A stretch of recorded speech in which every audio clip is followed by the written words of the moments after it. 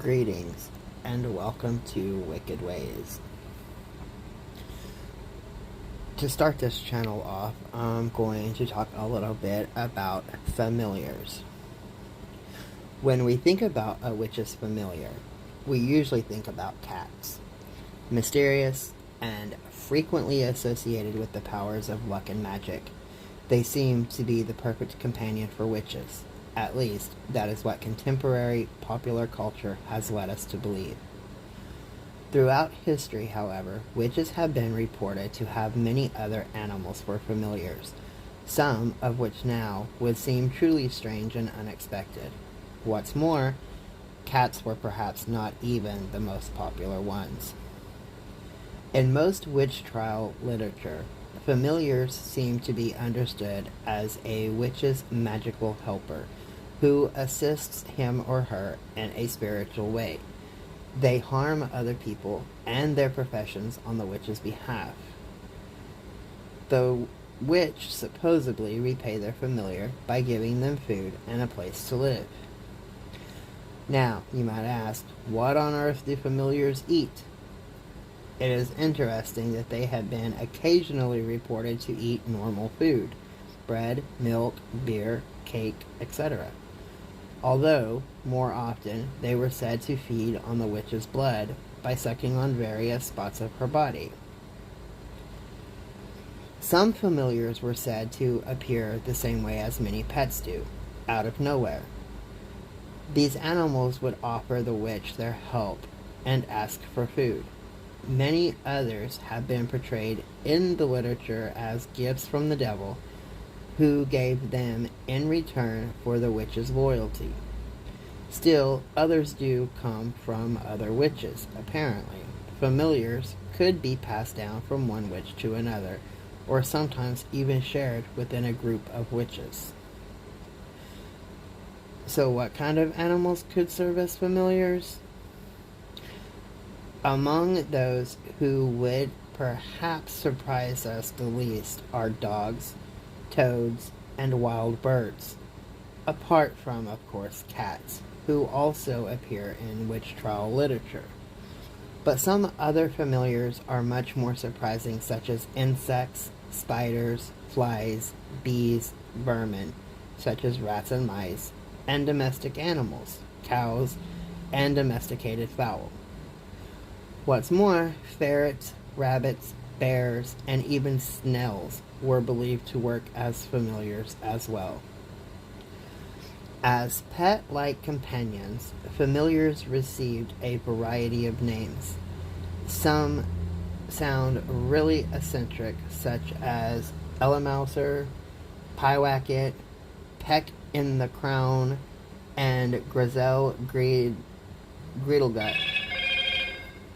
But it is highly possible that these names were invented by the witch finders themselves. Most familiars, it seems, either got a standard animal name at the time, such as Gib or Ball, or had diminutive names such as Jack, John, Will, and Harry. Some other lovely examples include a familiar Snell, Jeffrey, Spider Joanne, frogs Jack and Jill, and a cat and a dog named Sapphin. The history of familiars is very interesting, and most of the older literature associated to them always see them as something wicked. The truth about familiars is they are just pets. We love them and we care for them, but they do assist us in our magical workings. They can alert us when one of our ancestors have arrived and they sense their energies. They can let us know when a storm is approaching so that we can work our storm magic. They help us in the form of emotional support. They know when we are upset. They know when we're happy. They help us in our magic with our rituals and our spells. They can even bring offerings in, such as dead mice, rabbits, squirrels, you name it, they can bring it in. And if you know how to properly work with your familiar can end up being your best friend. Always there, assisting you in everything. This is just a short video, an introduction to our channel. This channel is designed by me and my co-host. I will be doing some of the darker magic stuff. She will be doing some of the light magic stuff, and together we will combine it and do the gray areas. This is just a taste of what is to come. We will be discussing tarot, we will be discussing meditations, we will be discussing different paths and different views and different religious beliefs. There will never be any religion bashing on this channel. If you have any questions, or you would like to be a panel guest once we can get our lives up and running, then feel free to email us. The email is on the About section.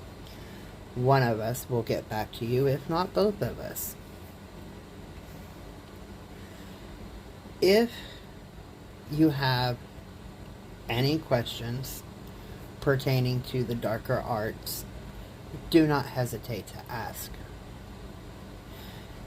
This is a safe space for you to ask your questions and get your answers without any type of judgment. When people think about the darker things, they assume it's evil. I personally do not believe in evil. I think humans can be more evil than the evil things that most people consider evil. However, this is a safe space. You can ask your questions. You can get your answers. There is no judgment. There is no bashing. We will be doing videos that cover different paths and traditions, such as Egyptian magic, the Norse tradition, Celtic, fairy tradition, kitchen witchery, voodoo, Satanism, draconic Wicca. You name it, we're going to cover it here. There will be no racism. There will be no trans or homophobia. There will be no discrimination of any type whatsoever. Nothing allowed at all. If you have practiced for many years and would like to become a mentor to somebody as we grow, then that is welcomed as well. We have created this channel, but we have created it to be a family where we support one another. And we offer things up in love and light, as well as love and darkness.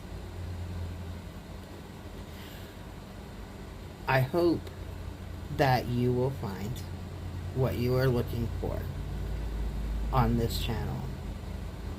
We are getting started. We do not have a set schedule for anything. It's just one of those things that it's happening as it's happening.